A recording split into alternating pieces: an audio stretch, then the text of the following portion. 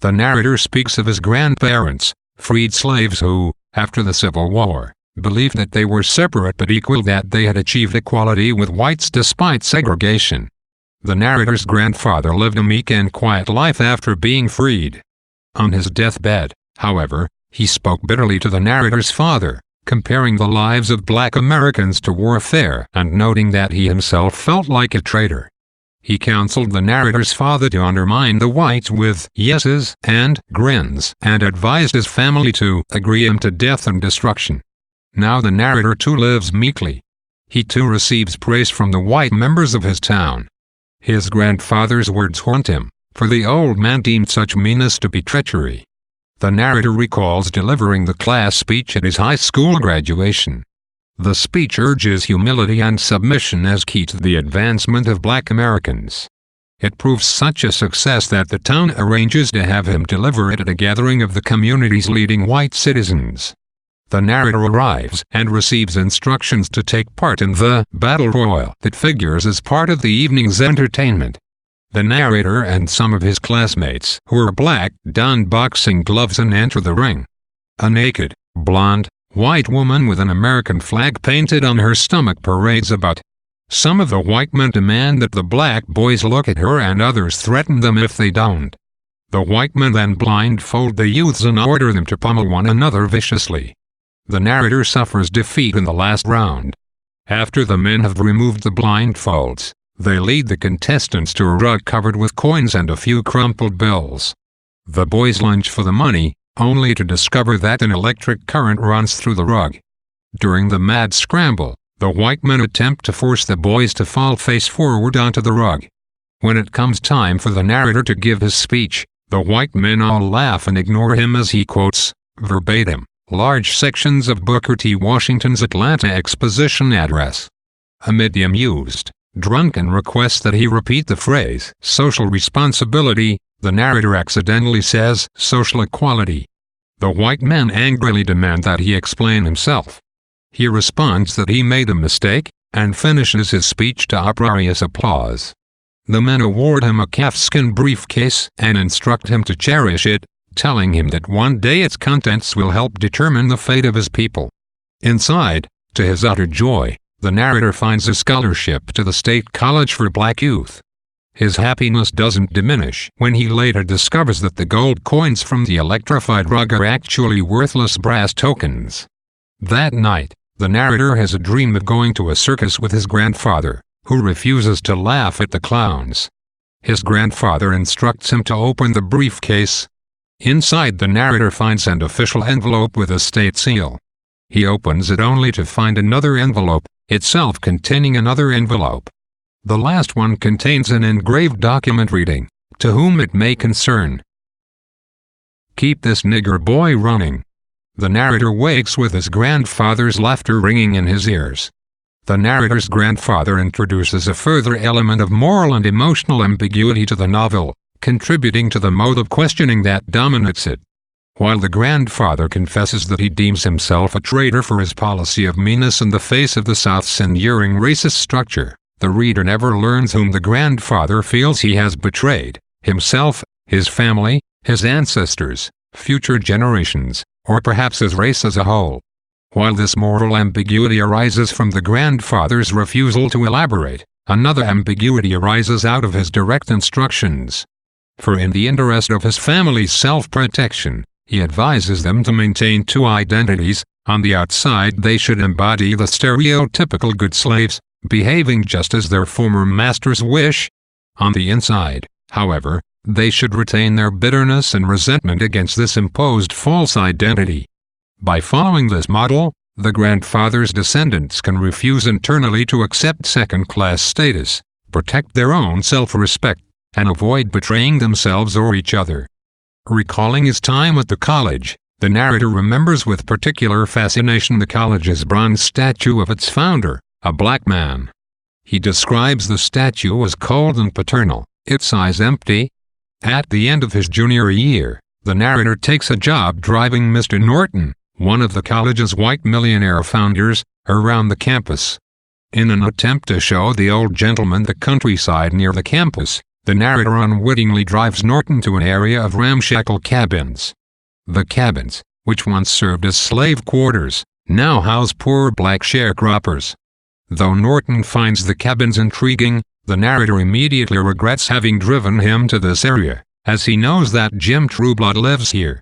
The college regards Trueblood with hatred and distrust because he has impregnated his own daughter.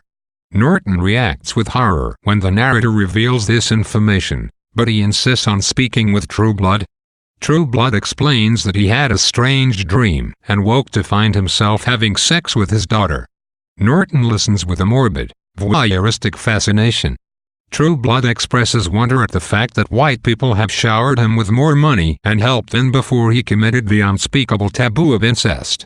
Norton, shocked at the story, hands Trueblood a $100 bill to buy toys for his children. He gets back into the car in a daze and requests some whiskey to calm his nerves. The narrator, fearing that Norton might die from shock, drives to the nearest tavern, the Golden Day, which serves black people and also happens to be a brothel. As he approaches the Golden Day, the narrator encounters a group of mentally disturbed black war veterans who are being allowed an afternoon outside their home. Their attendant is nowhere to be seen. The narrator intends to dash in and out of the tavern, as the establishment has a bad reputation, but the proprietor refuses to sell take-out whiskey. Some of the veterans help carry Norton inside, since he has fallen unconscious. As soon as they pour some whiskey down his throat, he begins to regain consciousness. The brutish attendant in charge of the veterans now appears, shouting down from the area of the building devoted to the brothel. Clad only in shorts, he asks why the veterans are yelling. A brawl ensues. Norton falls unconscious again, and the narrator and one of the veterans carry him upstairs to where the prostitutes stay. This particular veteran claims to be a doctor and a graduate of the college. After Norton wakes, the veteran mocks Norton's interest in the narrator and the college. He says that Norton views the narrator as a mark on his scorecard of achievement rather than as a man, and that the narrator thinks of Norton not as a man but as a god. He calls the narrator an automaton stricken with a blindness that makes him do Norton's bidding and claims that this blindness is the narrator's chief asset. Norton becomes angry and demands that the narrator take him back to the college.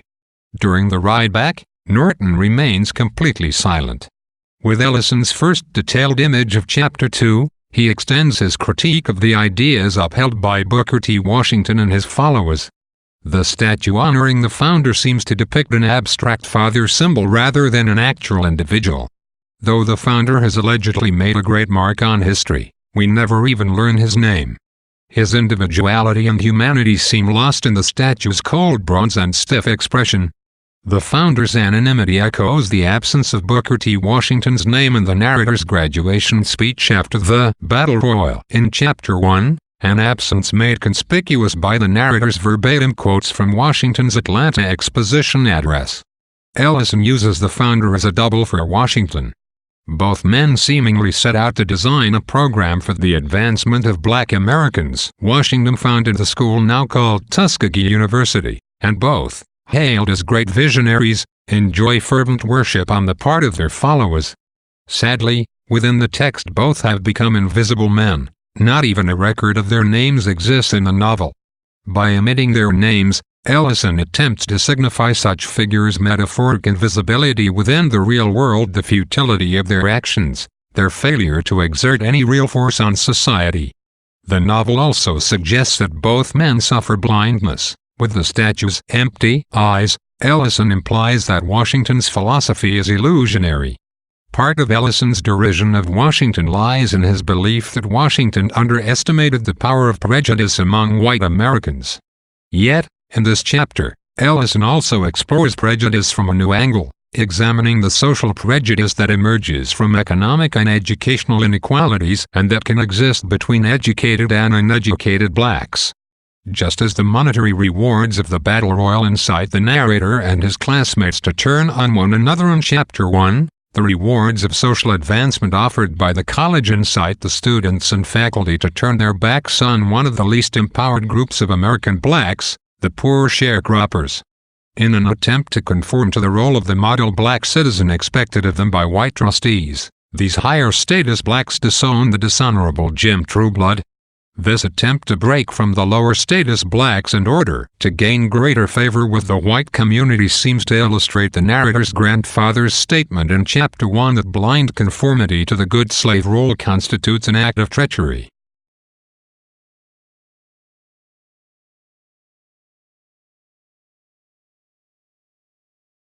Mr. Norton asks to be taken to his room and requests a personal visit from Dr. Bledsoe, the president of the college. Bledsoe becomes furious when the narrator informs him of the afternoon's events, scolding him that he should have known to show powerful white trustees only what the college wants them to see.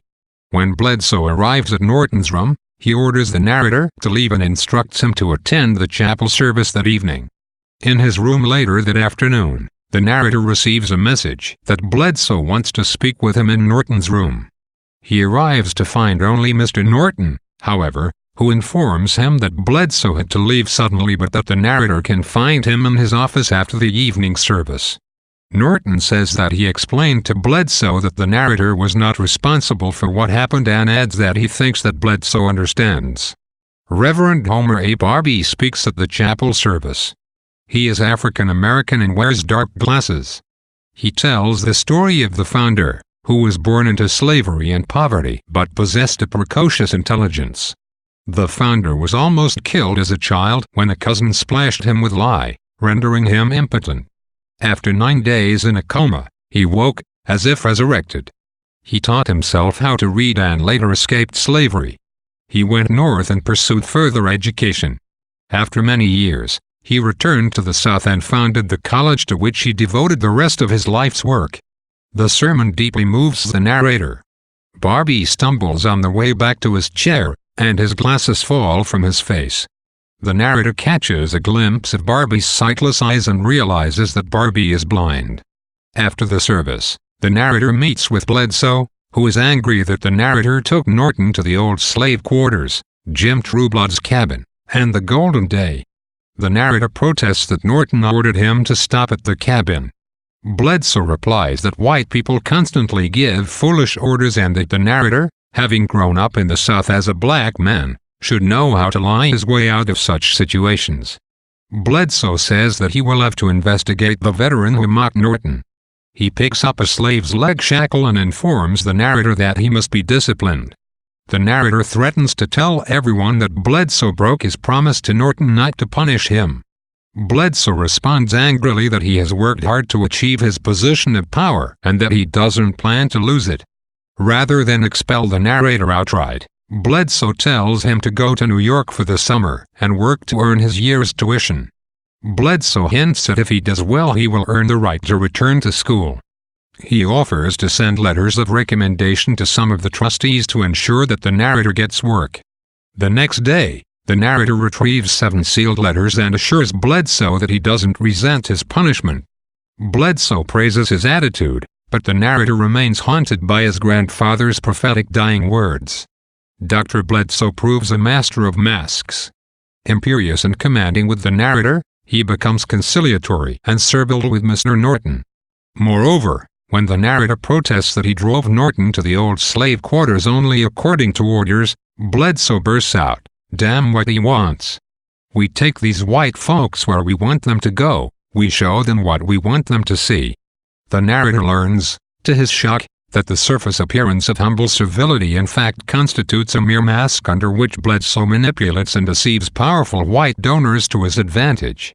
In this duplicity, the narrator recognizes his grandfather's sentiment that true treachery lies in believing in the mask of meanness. For, echoing Booker T. Washington's philosophy, Bledsoe practices humility and preaches the virtue of humble contentment with one's place. But, in fact, he uses his seeming passivity to mask his true aims. Bledsoe employs this mask of meanness not only as a method of self-preservation or even self-empowerment but also as a method of actively grabbing power. He uses the college and Washington's ideology to gain a position of power rather than to achieve broad social progress for his people.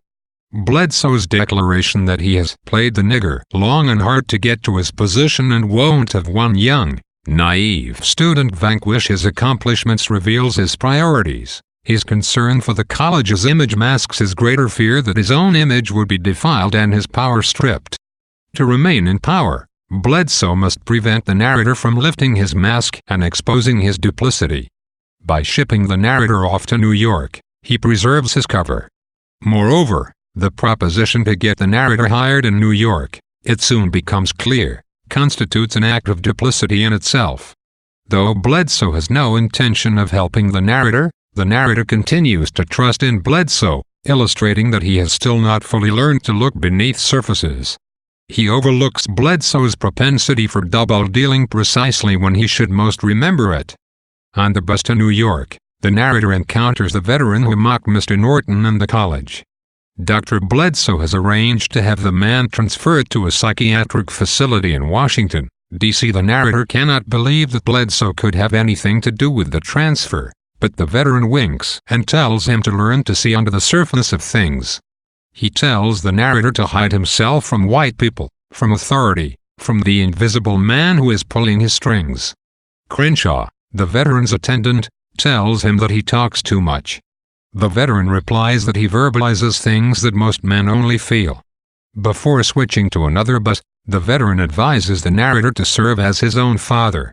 The narrator arrives in New York and gazes with astonishment at a black officer directing white drivers in the street.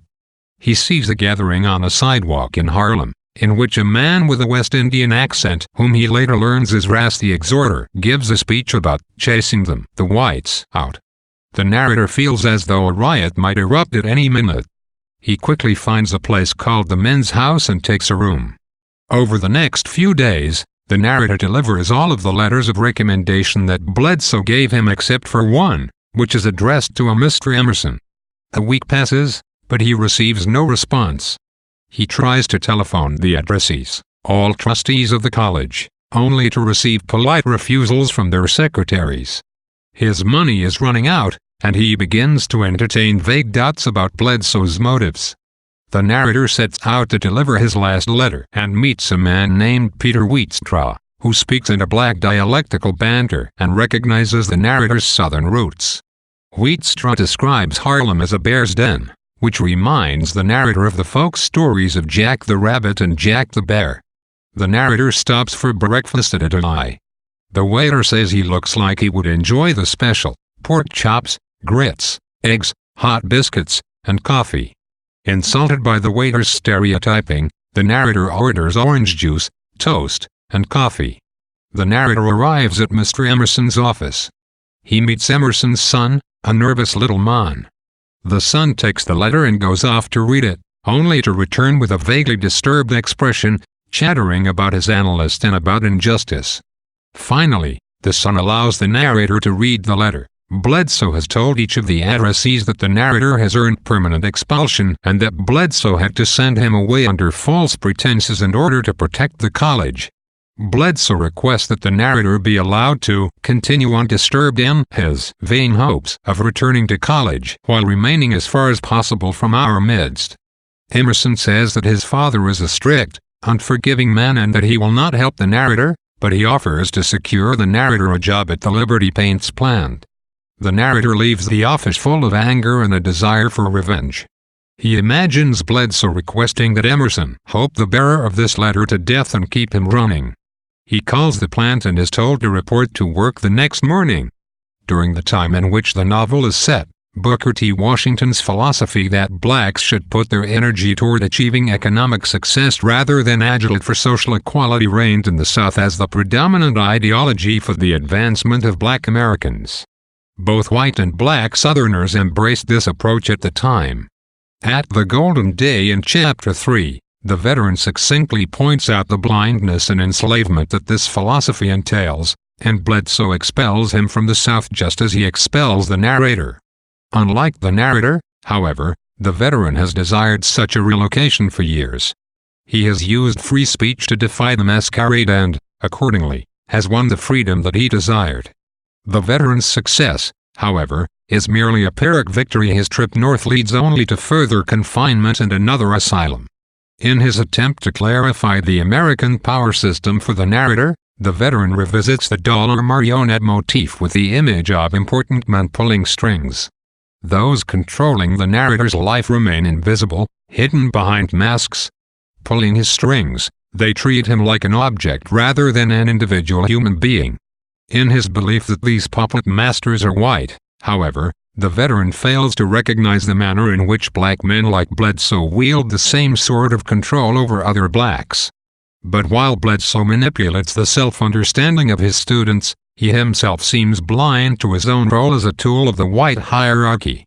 He believes that he achieves power for himself as a black man, rather than dismantle the white-dominated power structure. However, he only reinforces and reproduces it. The narrator arrives at the Liberty Paints plant. A huge electric sign reads, "Keep America Pure with Liberty Paints." The narrator's supervisor, Mr. Kimbrough, leads him to a long room filled with buckets of paint. Kimbrough demonstrates the job. He opens buckets filled with a foul, milky brown substance and drips 10 drops of another black chemical into them. Then he stirs the buckets vigorously until the paint becomes glossy white. Last, he applies the paint to small, rectangular wooden boards and waits for them to dry. If they dry brilliant white, then the job has been done correctly. Kimbrough brags that the optic white of Liberty Paints is the purest white that can be found anywhere. He says that it can cover up almost anything. When only a little of the black chemical remains, Kimbrough instructs the narrator to go to the tank room to get more.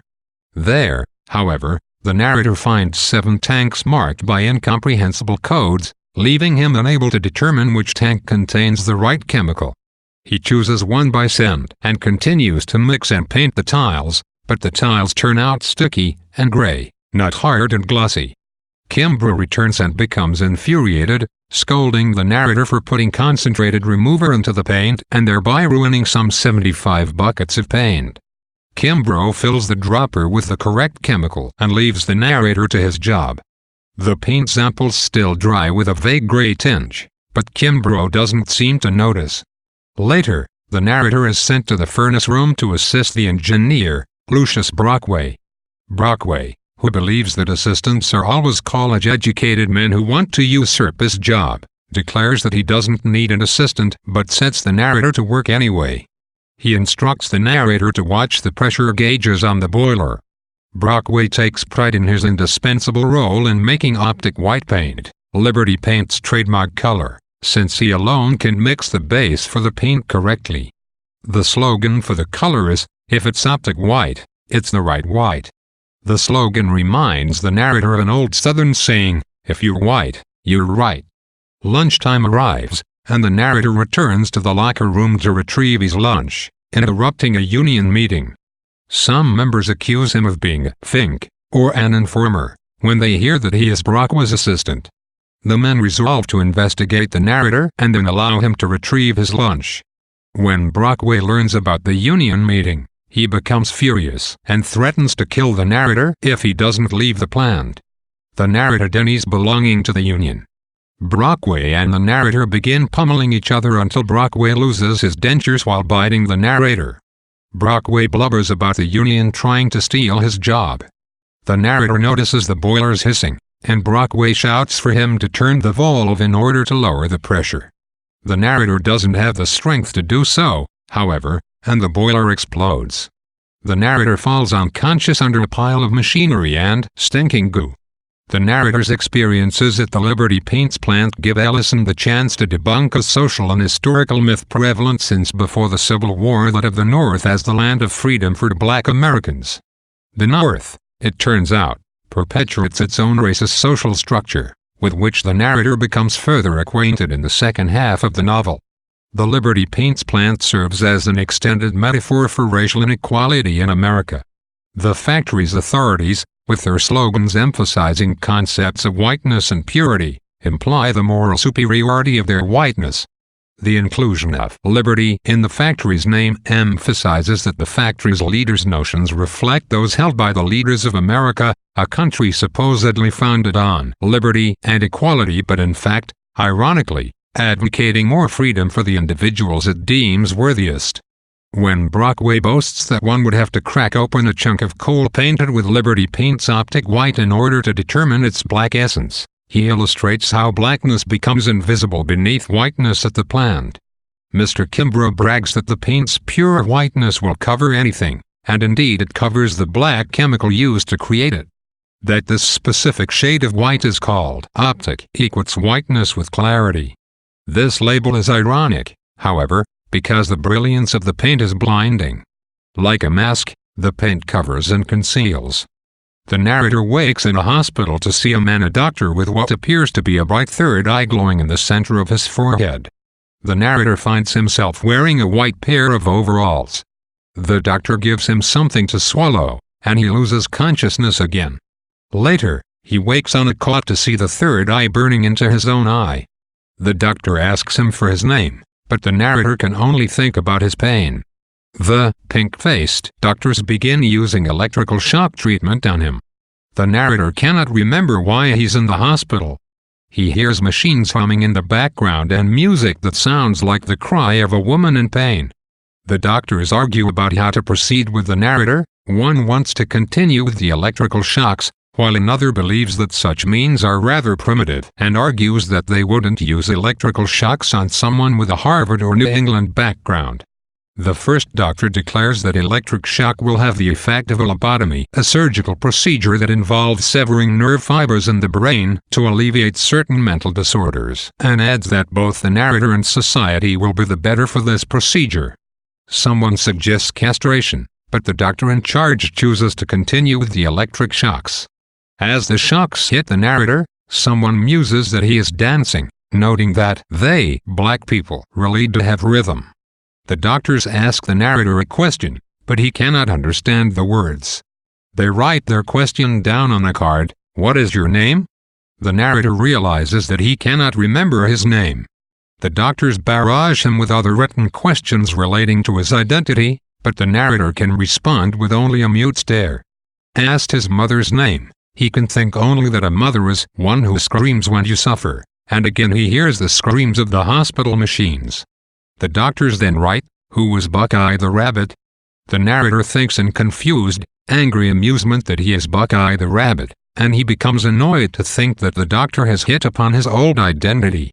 The doctors ask, "Boy, who was Brer Rabbit?" The narrator thinks sarcastically, "He was your mother's backdoor man." He adds that Brer and Buckeye are one and the same. Buckeye when you were very young and innocent. Brer when you were older. The narrator learns that he is in the factory hospital.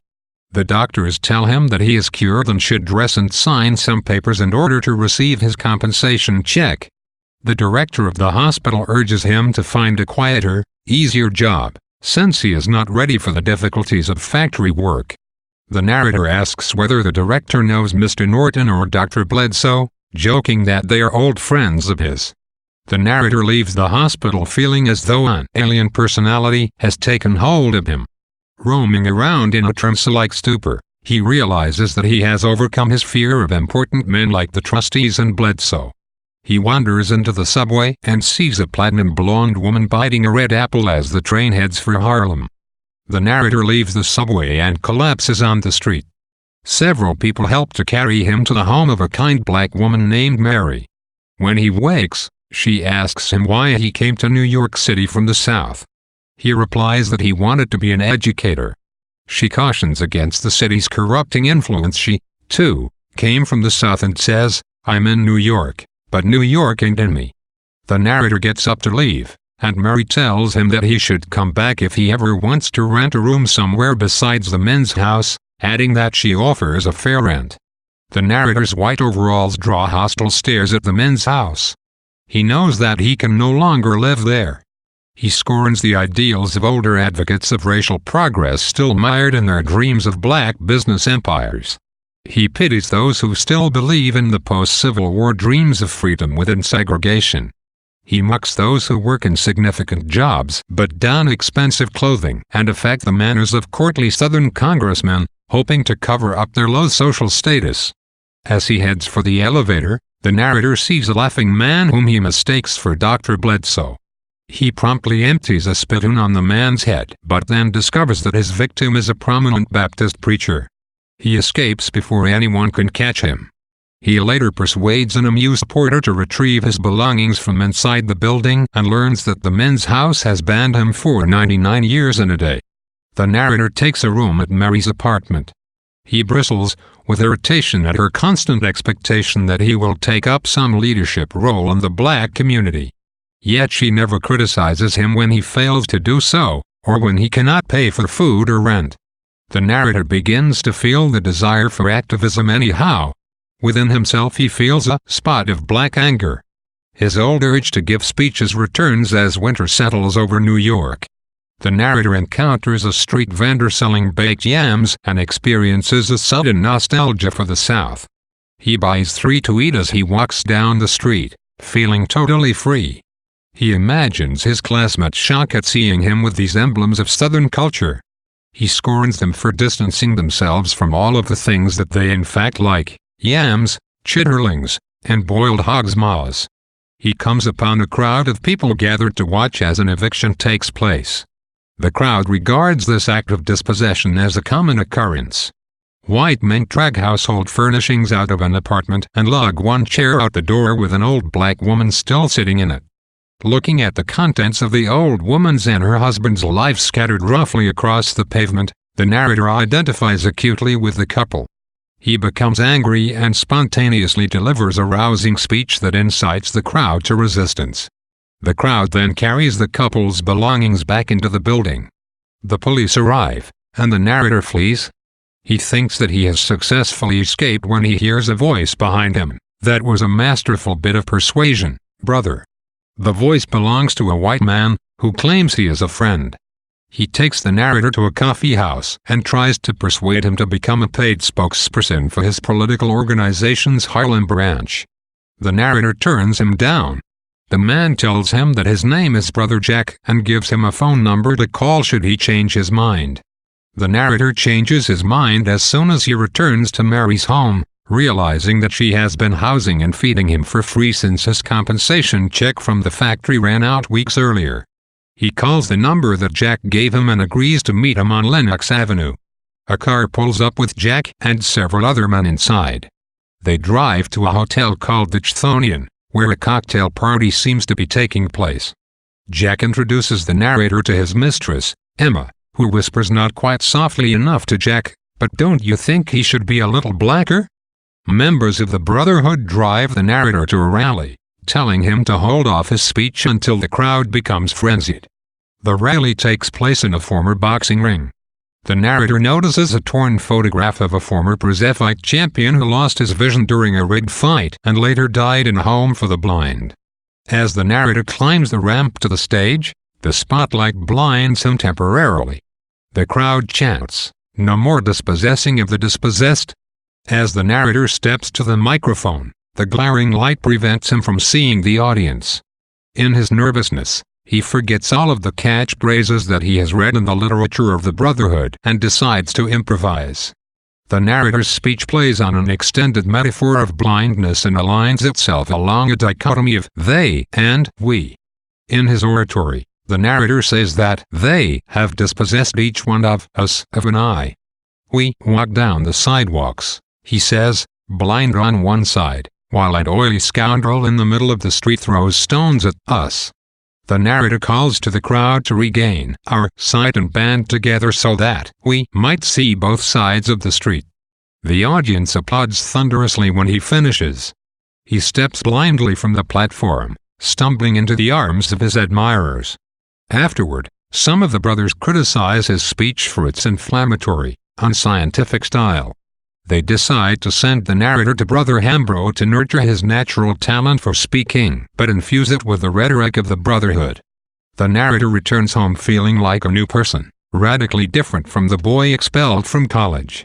Yet, in his moment of pride and triumph, memories of his grandfather fleetingly haunt him. After the narrator has studied the Brotherhood's ideology intensely for months, the committee votes to appoint him as chief spokesperson for the Harlem district. The narrator receives his own office and meets Todd Clifton, a black member of the executive committee, who informs him that Ras the Exhorter, a militant black nationalist, remains the chief opponent of the Brotherhood in Harlem. Ras, whom the narrator sees giving an impassioned speech when he first arrives in New York, calls for complete and utter distrust of white culture. One day, the Brotherhood holds a rally in protest of what it deems to be racist eviction policies in Harlem. Ras and his followers disrupt the rally, and a brawl ensues. In the darkness of the night, the narrator has difficulty distinguishing his followers from those of Ras. He finds Clifton and Ras locked in an intense fight. Ras pulls a knife but decides to spare Clifton, citing their common skin color. He asks Clifton why he works with the Brotherhood, in which black members constitute the minority, and accuses him of turning his back on his heritage. He insinuates that the Brotherhood lured Clifton with the promise of white women and warns that the white members of the Brotherhood will eventually betray the black members. The narrator begins calling Harlem community leaders for support in the Brotherhood's fight against unfair eviction. These leaders all fall in line behind the Brotherhood on the issue. The narrator's new name becomes well known in the community. He throws himself into his work, organizing marches and rallies. Yet he still has nightmares about Dr. Bledsoe, Lucius Brockway, and his grandfather, and he feels a profound split between his public and private selves. The narrator receives an anonymous, unstamped letter telling him not to go too fast and to remember that he is still a black man in a white world. He asks another black member of the Brotherhood, Brother Tarp, if anyone in the organization dislikes him. Tarp assures him that he is well liked and says that he doesn't know who wrote the letter. Tarp asks the narrator if he comes from the South. Tarp then confides in him that he spent 19 years in a black chain gang for having said no to a white man. He gives the narrator a leg iron to remind him of their real cause. Another black member of the group, Brother Restrum, glimpses the leg iron on the narrator's desk and suggests that he put it away because it dramatizes the racial differences in the Brotherhood. Restrum hints that some members of the Brotherhood hold racist attitudes, but the narrator disregards him. Restrum then suggests that every member of the Brotherhood wear a symbol so that the brothers can recognize their own members. Todd Clifton once beat up a white brother during a street brawl after mistaking him for one of the hoodlums trying to quash a Brotherhood rally. A magazine editor calls the office to request an interview with the narrator. The narrator tries to persuade the editor to interview Clifton instead, but the editor cites the narrator's favorable public image. He wants to give his readers a hero figure. The narrator explains that every brother is a cog in the machine, each sacrificing personal ambitions for the benefit of the whole organization. Restrum silently encourages the narrator as he expresses these sentiments. However, the narrator yields and agrees to the interview, partly despite the overbearing Restrum. Restrum leaves the office. 2 weeks later, Restrum accuses the narrator of using the Brotherhood to further his own personal ambitions. He points to the magazine interview as evidence. The narrator considers Restrum's face a mask. Behind the mask, he imagines, the real Restrum is laughing. The committee finds the narrator innocent in regard to the magazine article but decides to conduct a thorough investigation of his other work with the Brotherhood. They transfer him downtown, out of the Harlem district, and make him a women's rights spokesperson for the duration of the investigation. Although disappointed, the narrator decides to dedicate himself fully to his new assignment. He packs his papers into his briefcase and leaves. After the narrator's first lecture as a women's rights activist, a white woman invites him into her home to discuss the Brotherhood's ideology. She turns out to be a neglected wife who aims to seduce him. She and the narrator sleep together. Later in the night, the woman's husband comes home.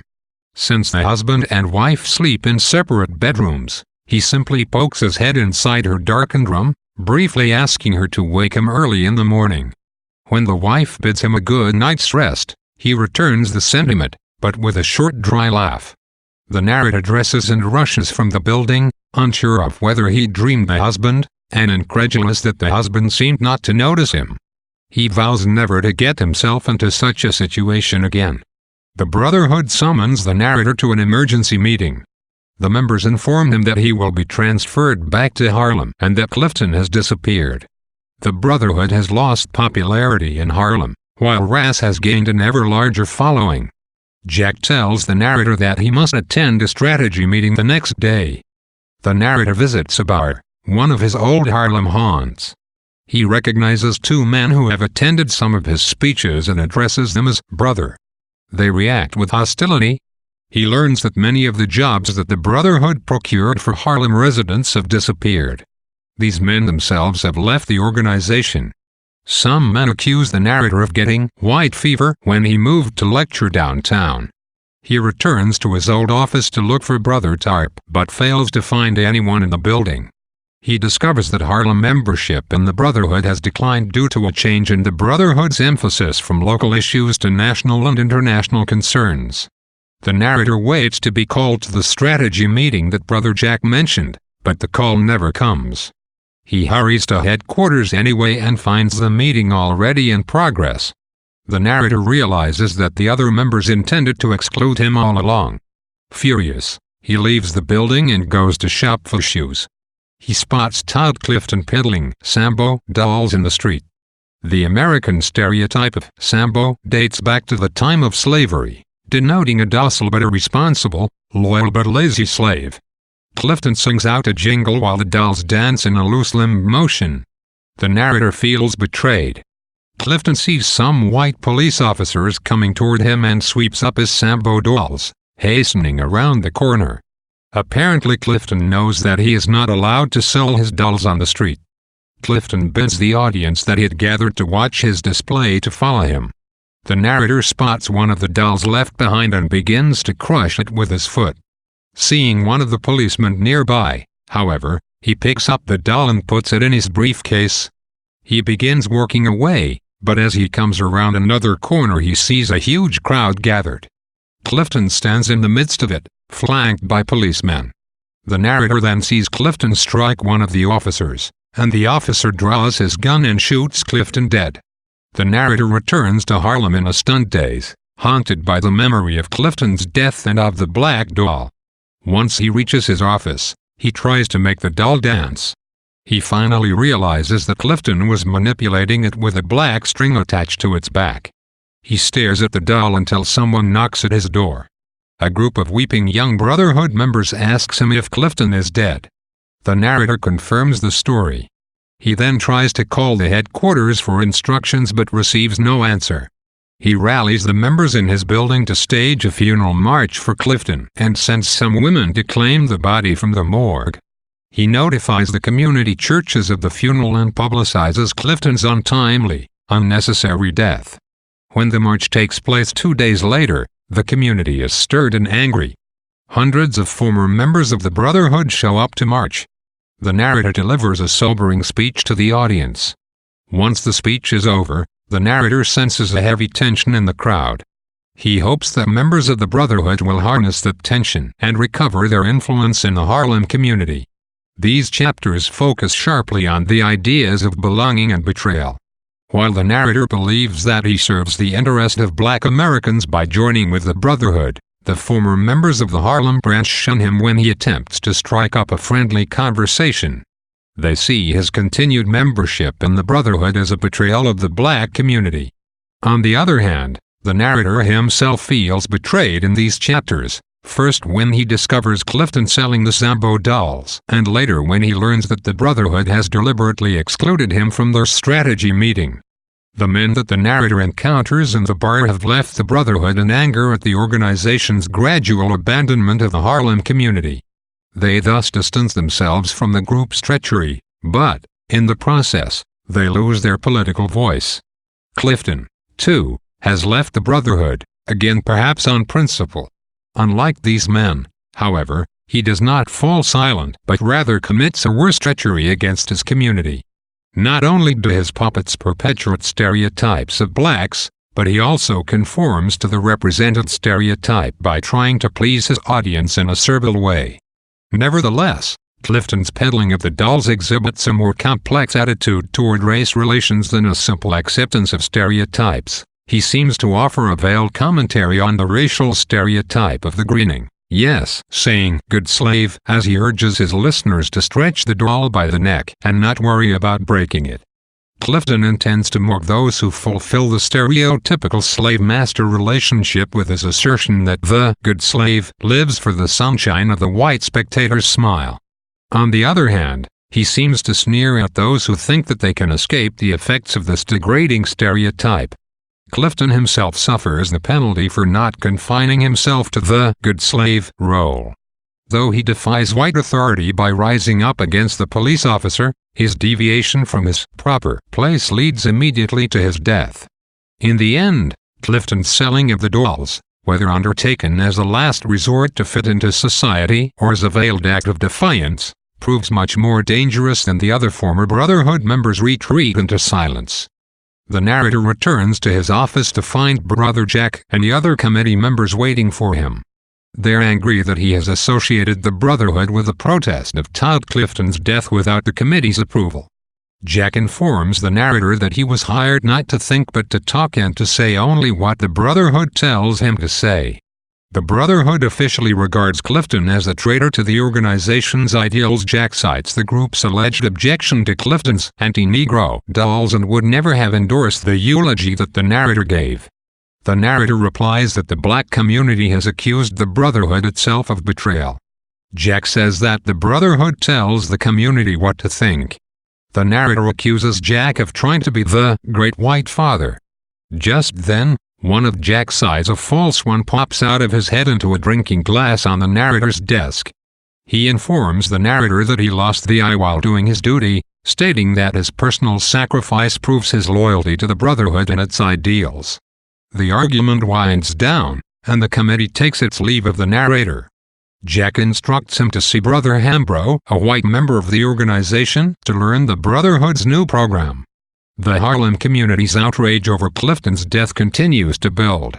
The narrator passes Ras, once known as Ras the Exhorter. He now calls himself Ras the Destroyer, giving a speech. Ras denounces the Brotherhood for not following through with the momentum that the funeral sparked. Two of Ras's followers briefly scuffle with the narrator, but the narrator escapes. In an attempt to disguise himself and protect himself from further physical attack, the narrator purchases a pair of sunglasses with dark green lenses. After he puts them on, a woman walks up to him and addresses him as Reinhardt. The narrator replies that he is not Reinhardt, and she tells him to get away from her before he gets her into trouble. The narrator augments his disguise with a large hat. As he makes his way back to Ras's meeting, several people address him as Reinhardt again. A woman on the street thinks that he is Reinhardt, her bookie. A prostitute thinks that he is Reinhardt, her pimp.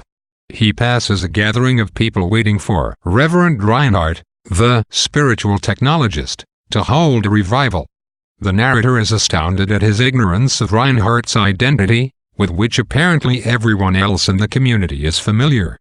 The narrator finally reaches Brother Hambro's apartment. Hambro informs him that the Brotherhood intends to sacrifice its influence in the Harlem community to pursue other, wider political goals. The narrator leaves Hambro's apartment in a fury and decides to follow his grandfather's advice. He will, yes, agree, and grin the Brotherhood to death. He plans to assure the Brotherhood's members that the community stands in full agreement with their new policy and to fill out false membership cards to inflate the Brotherhood's Harlem membership. He also plans to discover the committee's real goals by cultivating a relationship with a woman close to one of the Brotherhood's important leaders. He thinks that perhaps he should try Emma, Jack's mistress.